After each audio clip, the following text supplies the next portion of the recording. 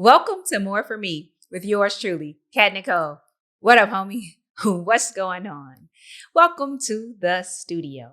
It is an honor and a privilege to kick it with my homies here on the Homieship. And if this is your first time, welcome. It's an honor to kick it with you too.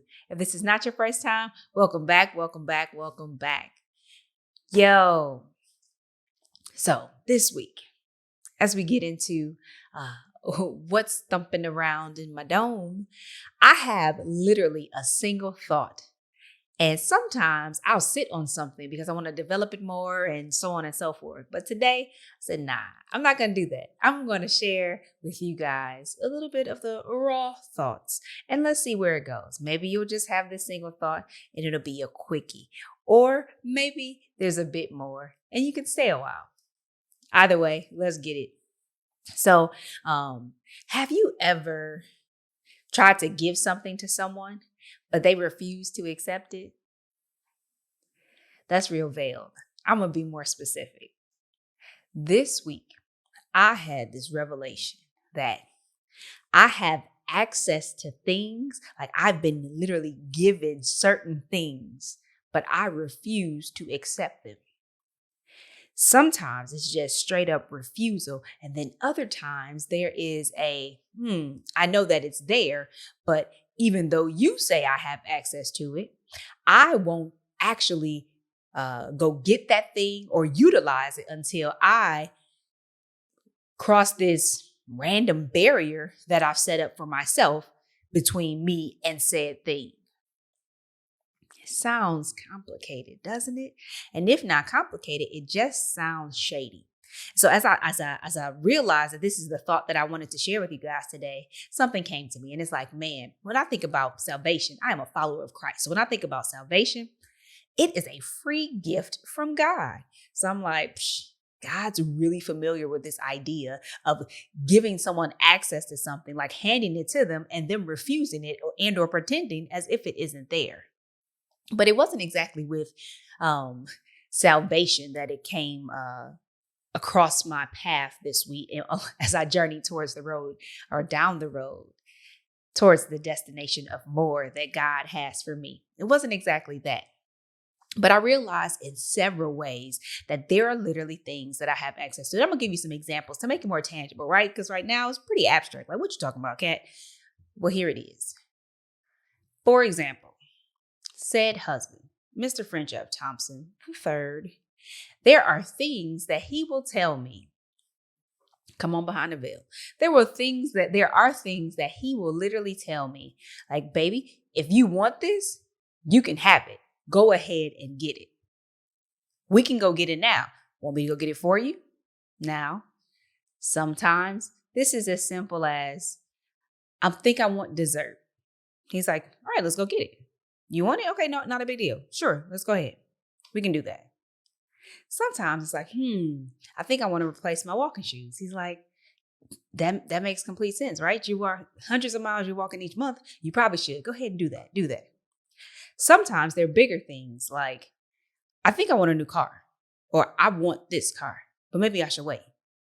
And all of these are examples of things where he has literally said to me before, like, okay, let's do it.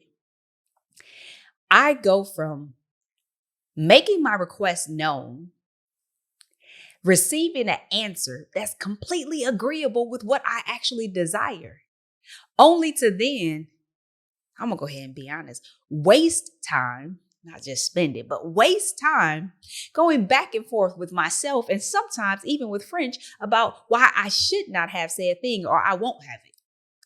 Unfortunate for him. Sometimes these examples end up with me literally wasting a lot of time only to then still end up at the same point. Like, hey, I actually really do want that thing, like that dessert. Let's go get some Andy's frozen custard. Your girl loves it. And I realized this week, like, yo, there are a lot of things that I have access to. There are a lot of things that I've literally been given that have been handed to me, and I just refuse to accept them. Now, I'm not going to lay on the couch in front of you. I actually don't know why I do this. It is a great question. A great question. But I wanted to pose the question to you because self-awareness is the best awareness, right? Reflect, take a moment, think about it. Is there something in your life that you actually have access to, that you desire, that you want, that you are just refusing to grab a hold of or to walk in? Maybe it is salvation. Maybe it's the power that's within you because of the Holy Spirit that lives inside of you. Maybe it's a promotion on your job. I want a promotion. And then when an opportunity comes along and someone tells you to apply for it, you then delay, don't update your resume or apply for the job. Do you have access to something that you actually really desire, but you aren't grabbing a hold of it? You aren't walking in it. I've already seen that. I do this sometimes. And I'm going to take a deeper look and see, hey, where else am I doing this? And more important than just seeing that it's happening, I now can begin the process of understanding why exactly am I doing this? Because let's be real, guys, this show is called More for Me. I talk about it all the time. God has more for me and God has more for you. Now, if I believe that he has more for me, but then I reject the gift from the giver, what sense does that make? So let's go a little bit beyond dessert. Let's go a little bit beyond new running shoes. We'll even go beyond a new car. Those things could be a part of your more. What is the more that God has for you?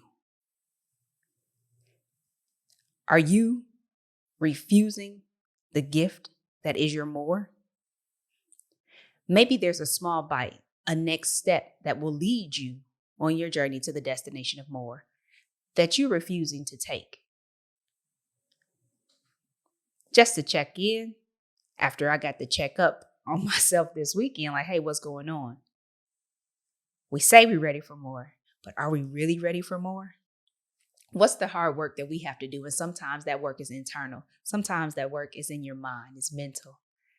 What do we need to do in order to truly access the more that God has for us? Especially those things that have been given to us, that we've been given access to. Think about it. I'm praying that you will take the time to actually consider this, but also that you will be bold and courageous to walk it out. That's all that I have for this week. God has more. It's so much more for us. But sometimes it's just about us receiving that thing, that more. So until next week, remember, God has more for me. God has more for you. Now let's get it. Take care.